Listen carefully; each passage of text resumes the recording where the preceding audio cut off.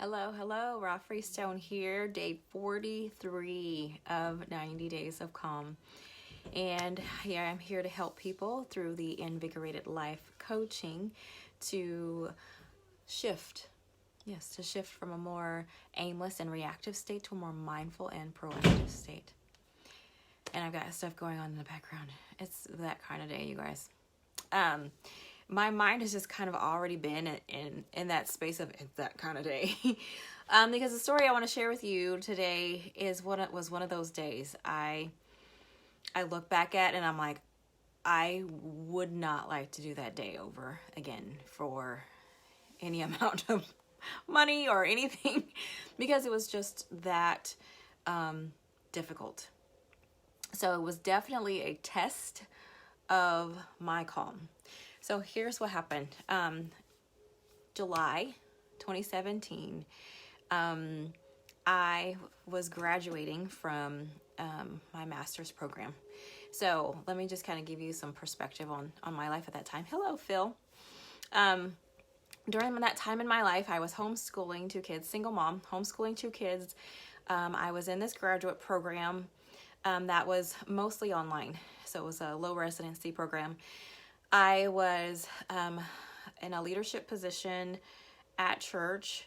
I was, what else was I doing in my life? I can't ever, I think there was four things going on. But anyway, it was a lot going on. Oh, I had a business. Oh, that's right. I had a business in my home.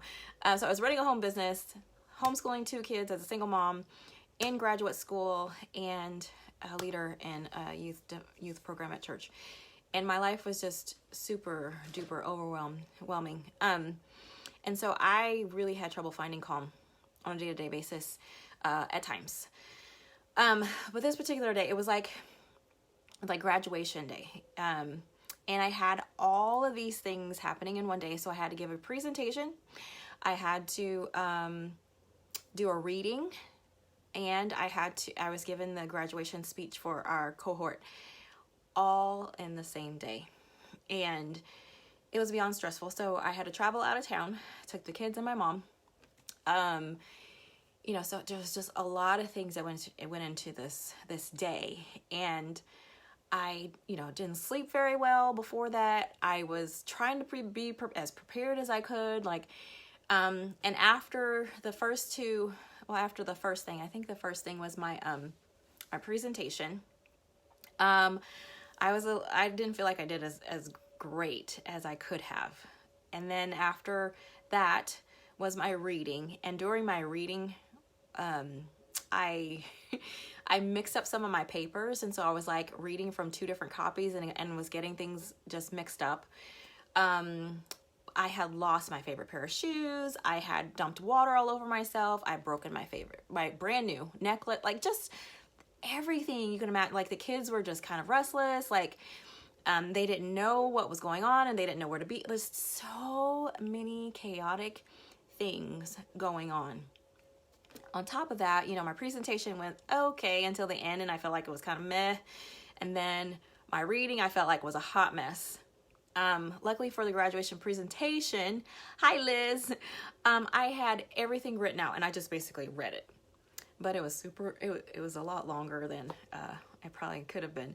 But you know what I mean? It was just one of those days where there was like a lot of pressure. And as an introvert, like being in circumstances like that and groups of people and having to perform, draining, absolutely draining. The preparation part, the actual doing it part, and then not being able to recoup afterwards was just like thing after thing after thing after thing. And it was just super duper overwhelming. And even just thinking about it, I'm kind of like, I'm not there anymore. You know what I mean? It was one of those kind of days and experiences. And by the end of the day, right after the graduation speech and after the graduation ceremony, I walked outside the doors and my mom was there and she snapped a photo of me. And I look at that photo and I see all the things. Actually, I wrote about this on Facebook 2 years ago. Yeah, almost 2 years ago. Anyway, so I was just like, you know what? I felt a hot mess. I looked a hot mess, but at the same time, I was relieved. And what I realized was, and I wasn't super like duper excited about, the fact that I just, created this, finished this great thing, or that I persevered through this, hard obstacle, or I was so grateful to be finished, like all this stuff. I was just done. I was just spent. I couldn't even like be in the moment because I was just so exhausted mentally, physically, emotionally, like all the things. And by the way, it was a very emotional graduation ceremony because one of our cohort members had passed away before graduation. And so it was just this, it was a lot. So, but what I did realize is that there are some things that I just had to let go of. I had to let go of perfection. I had to let go of like caring about what people thought, because I could only give as much as I could give, and what you get is what you get. And so what I realized, and the wisdom in that, trying to manage calm, right? I don't feel like I was maintaining very much at all, but I feel like I was managing calm the best that I could, was that I was not perfect. And that was okay. I was just doing the best that I could. And I did a lot of praying. I'm telling you, I did a lot of praying throughout that day. And it was a one day. Like, we left the day before, we got there the night before, and it was just a whole day, and then celebrations after that, and just going back home and traveling and all that. It was one of those days when you get back home and you're like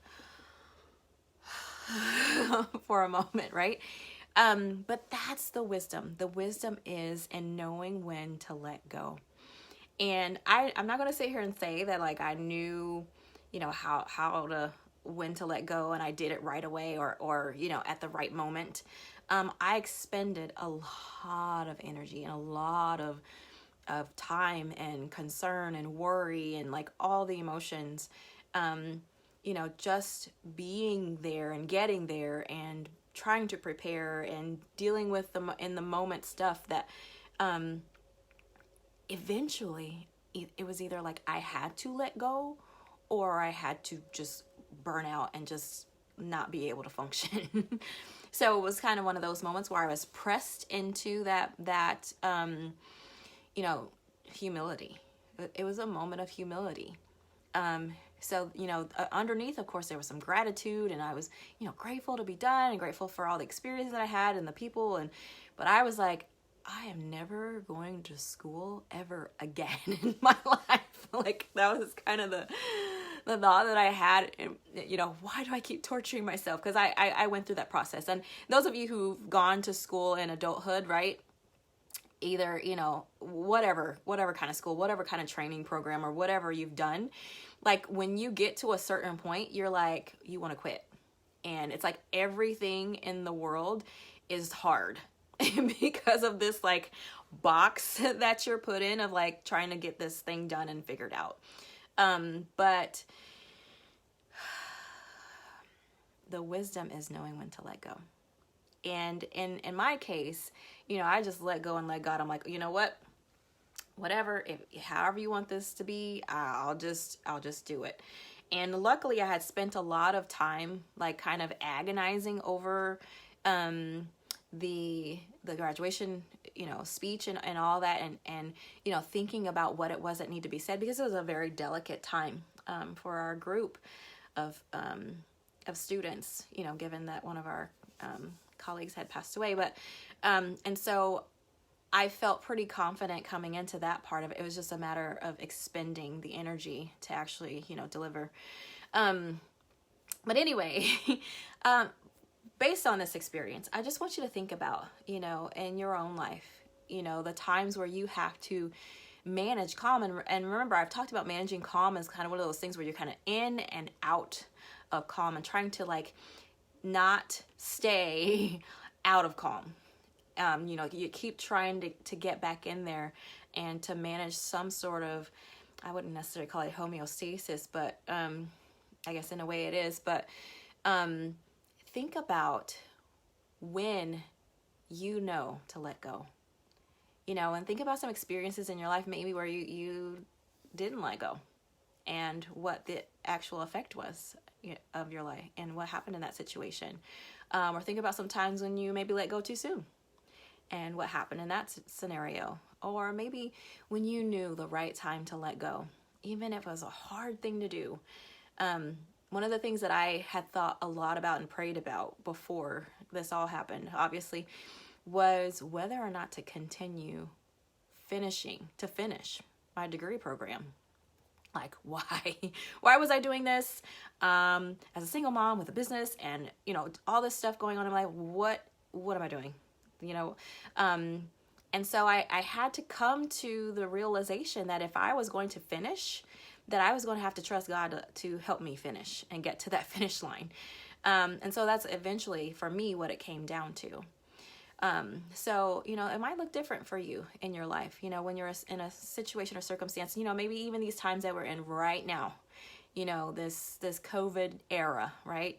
Where things are just kind of up in the air. You may be having to sustain something for longer than you think you can because of the circumstances. But at what point do you let go and let God? And, whether or not you have faith is a key element. I posted, maybe a week or so ago, a quote about suffering. And basically that suffering is universal, but it's also how we deal with it is individual. And part of the result of the suffering, how you suffer well or not, is where your faith is. Do you have faith or are you lacking faith? One of the things that I like to think about, I just lost my train of thought. It was about faith and about putting faith forward. Anyway, it'll come back to me. So anyway, that's just kind of what I wanted to share from a personal experience about, the wisdom and, letting that calm just kind of happen for you instead of, trying to, manage it so much, just kind of letting go. Because sometimes we don't have enough energy to do that. Sometimes it's really a matter of giving up on, I don't want to say giving up. Giving up is sharp, not a good thing to say, but giving up what is out of your control and trying to control things that you just really don't have any influence over. One of the things that I like to talk about or ask people to think about is 3 different things. What is it that you hope? And a lot of times that hope is that something that's not necessarily within your control. Sometimes our dreams or aspirations are the biggest thing that we can think of that we aspire to or hope for is we don't have a lot of control over it. Other people have to weigh in on that. We have to depend on other people. We have to obtain resources that are outside of us and reach out for help. And a lot of times that help extends even beyond people. So for you and your life and, your calm's sake, sometimes there's wisdom in knowing, when to let go and basically allow God to take over. One of my most favorite definitions of stress is basically trying to do it all yourself and not allowing God to help you. To me, that's stress. That's the epitome of stress. And there's so much available to us as we open ourselves to receiving, and letting go of our own will, trying to push our own agenda, trying to make things happen. And so many times,